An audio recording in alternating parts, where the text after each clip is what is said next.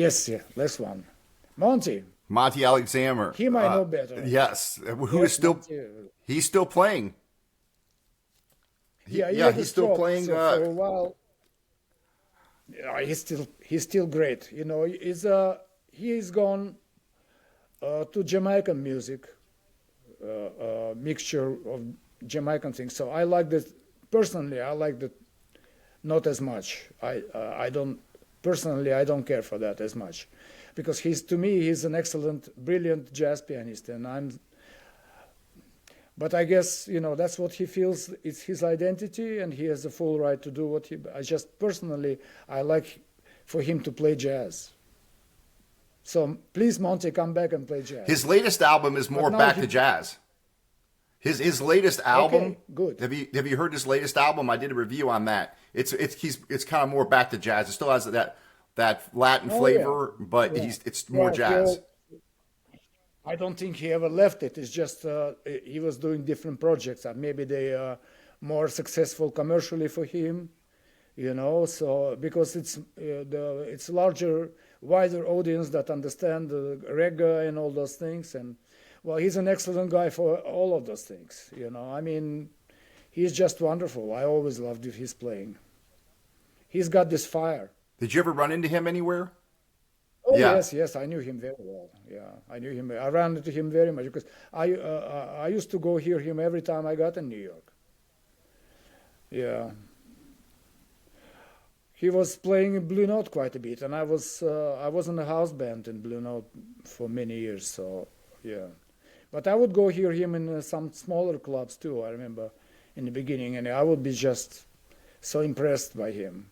He's uh, he's really what you would call a real jazz pianist because he creates spontaneously many things, and he has always this connection with rhythm section. He always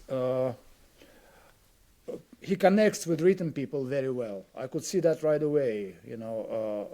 He's with his bass, his drums. He's always creating, doing new and interesting things. Mm. Yeah, yeah. Wow, there's He's some one of of the my more. favorites for sure. Yeah, no, he's wonderful. Uh, He's one of the few so great here's one, of lefts. course, because you've done. Ah, what is that? Are you still there? Or you Yes, broke up there a little bit. Okay, I got yes, you. I'm here. Okay, Let's you use broke it. up there a little bit. Yeah, so he's one of the few you consider to be like very a pure jazz Yeah, I player. consider him one of the few left. There is not so many that I would consider, masters. There are many people who can play, but he's from the old school. Right. Also, he played bass with me one time. Hello. Oh, really? Yeah, he could play Really? bass. I remember I played the Village Gate, and he was playing downstairs. He ran up and he got bass, and we played some few tunes together. He played bass. Oh, that's pretty cool. So Vladimir, you have done some of this You froze guy's again. music. I don't know what is this with the internet. Can you see me? You've done some Thelonious Monk tunes. Have you heard this record? Or you broke? I Are you don't see maybe? you, Matthew. Oh, you don't So see. you are frozen right now. Let's What see if record I is can. that? Maybe I can. The Thelonious Monk at the Black Hawk. Yes, wonderful record. I listen to it a lot to this record. Yes, it has Billy Um, Higgins, and he added some horns. He added some horns for these things. Some of the horns they played very well, but Harold Land and Joe Gordon, they were less familiar with his music. So some things came off very well, some things not that well. But it's a great record anyway. yeah, yeah. Of course, Monk has that unique playing style that really nobody else sounds like him. Still to this day. No, no, it's difficult unless they're trying to copy him, and this sounds like a caricature or something. Right. Yeah, it's funny about Monk. He came much more into fashion for some people to copy him a little bit, much more than let's say Bud Powell. some people have done Monk tunes even in rock rhythm or Latin rhythm. His tunes kind of adaptable to many different genres. Right. So you can take a certain And you can take certain Monk tunes and do it in many different ways, which you cannot do with Bud Powell tunes, for example. You know, Bud Powell is strictly bebop tune. A great writer in his own right, you know, to me, and wonderful pianist, of course. A big influence on many people, like Cedar, for example, and of course Barry Harris and Tommy Flanagan and one all of the that originals. school. Yeah, he's one of the originals, right? Oh yes, he's one of the big originals. Big originals. I think many people have learned from him. Even Charlie Parker, I think, learned from him. Yep. And then the next two I'm going to show you, of course, I did reviews on. These guys are the original, some of the original beboppers too. Sonny Clark. Of course, you can. Yeah. Of course, Sonny Clark is. You're showing me all these things. Let me tell you that these great people, they don't need my opinion. My opinion. No, yeah, I know. It's just fun to talk about the records and then, you know, just. What can I say about these people except that they're my idols, every one of them. Yeah. And, you know, unfortunately, I have never had a chance to hear Sonny Clark in person. It was well before my time, but Yeah. it was just wonderful. Same thing with him. Same thing with Herbie Nichols. Yes, well, of course, I know of him, and I have that record, and I had those records back in Finland. I had whatever he recorded. He used to play with Dixie bands, funnily enough, because he was kind of like somewhere closer to Monk and well, who else? I don't know. Maybe, but he was a bit closer to Monk and Duke in his style. But yet he was working with Dixie bands, funnily enough. And from what I read about him, they didn't appreciate him. Yeah. But he was very original as well. I cannot say that that he had any influence on me, but he was very interesting to listen to. Yeah. Yeah. So, did you ever get into any of the fusion stuff at all? I mean, I know you don't play it, but another one of the guys that I was really impressed with his playing, and although some people, jazz purists, would say, "Oh, that's not jazz," and in fact, some people had said that, you know, even people that I know today, they're like, "That's not real jazz," but I really like Chick Corea. Mm-hmm. And of course, he's no longer with us now. But what did you think of him? You know, even though you didn't really play in his style, but or what did you think of him? He's one of the people that don't require my opinion. Yeah. I mean, he's very well known all around the world. There's millions of people that copy him. He was one of my inspirations, actually, when he came out with Now He Sings, Now He Sobs, those records, and of course, especially for me, on the Stan Getz Sweet Rain. I was very impressed by him at the time, and he made a big impression on me. However, I must say, with the time, well, all the way up to Return to Forever, I still loved him. You know, all this period when I came to Finland still in the 70s, I still was very impressed by him. But later on, not as much. And a lot of people have that opinion. I've read a lot of different articles, different people that said, you know, once he went that direction, they didn't like it as much. Well, I think he still...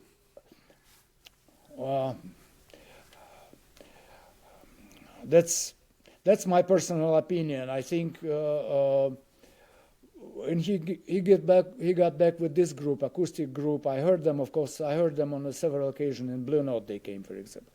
I didn't like that they were reading music, for example. That was strange to me. I mean, they're playing trio music and they're playing standards. And he made arrangement for every tune, make it a little bit different. Right. But it was strange a bit. I don't think his playing was as convincing when he came. He went back to acoustic playing.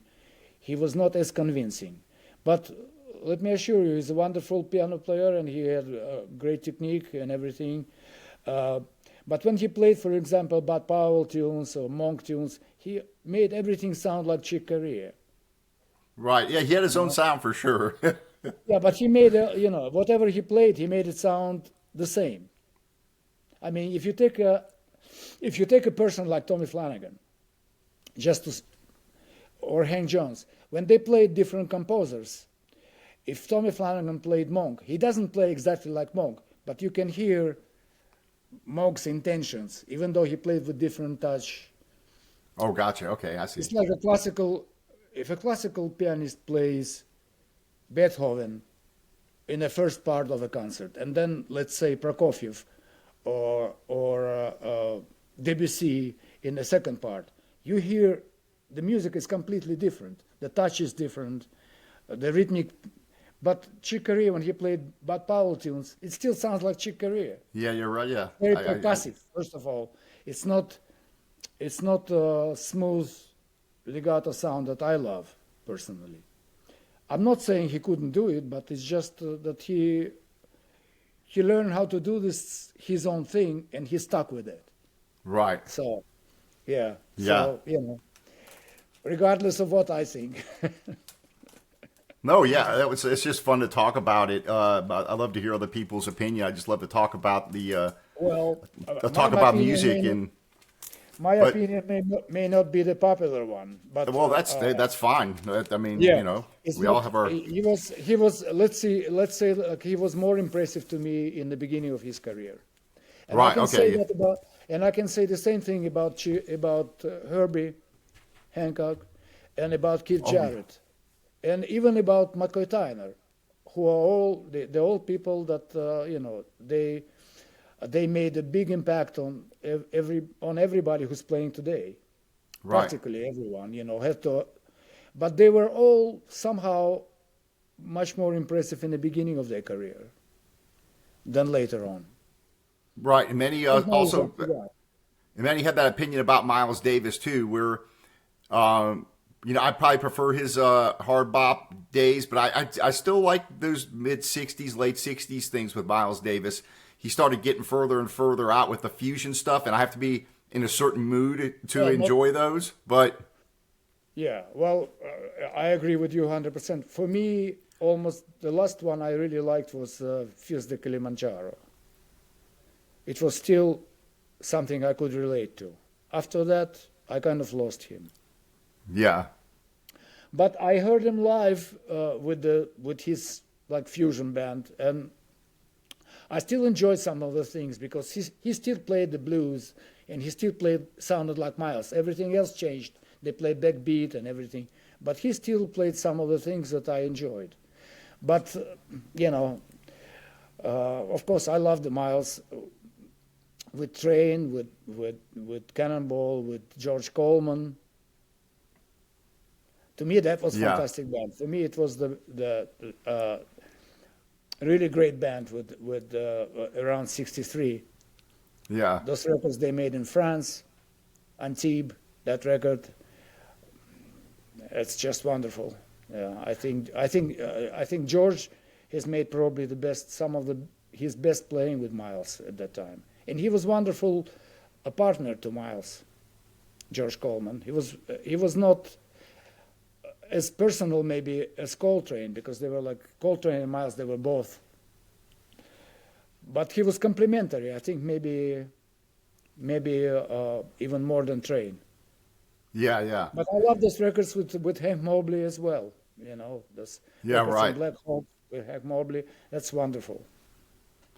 Yeah, and I find it's kind of funny because there was I can't remember which band it was, but when Miles Davis, I think he was playing with Keith Jarrett, maybe. I don't remember which bass player, but it's when they were really going off doing all this crazy stuff. And even Miles, he first started playing with this band, and he comes out on a stage and he walked up to the bass player. He goes, "Man, what the hell are y'all playing?" You know, he's got that, and he said, "I'll be back when I figure out." Yeah, he's like, "I'll be back when I figure out what the hell y'all are doing." He go walk off the stage for 15, 20 minutes, and then come back. Yeah, they were going more and more out there. Yeah. So, but I appreciate the fact that he was always trying to experiment with new things. I always thought that was kind of